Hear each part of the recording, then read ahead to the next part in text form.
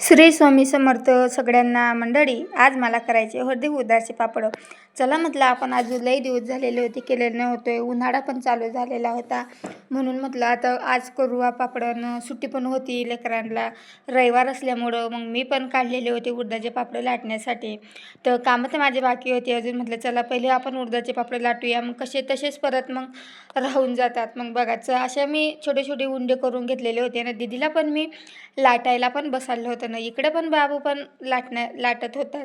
तर बघा माझे पापड पण असे होत होते, म्हणजे थोडे मी आकाराने थोडे मोठे केलेले होते, छोटे न केले होते. आणि इकडे बघा बाबू कसं लाटत होता. म्हणजे पटकन कसे दोघं जण बसले की ते असे छोटे छोटे मला करून देत होते पापड, आणि मी पण इकडं मोठे लाटत होती. तर माझे पापड पण झालेले होते लाटून सण. म्हटलं चला आपण आता डब्यात भरूया. कसं मग लगेच बाबू काय करतो ते मोडून टाकतोय पापड, आणि बघा कसं लढत होता माझ्याबरोबर आणि लगेच उगा राहून गेलात. म्हटलं चला आता आपण कसे पापड वगैरे भरून घेऊ म्हटलं डब्यामध्ये पटकन.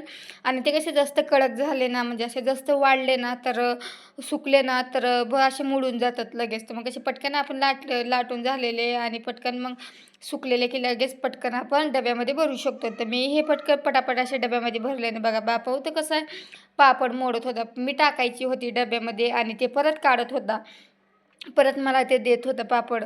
पटकन मी पटापट असे कामं वगैरे करून घेतलेले. आणि मग हे पण एवढे माझे पापड झालेले पण होते. तर म्हणजे अर्धा तर हे फुल डबा माझा भरलेला. मी 1 ते दीड किलोचे केलेले होते आणि थोडे माझे वल्ले होते. तर मी उन्हामध्ये वाळू घातलेले होते टेरेसवरती. आणि बाबू बघा कसा खेळत होता, दगड मारत होता खाली.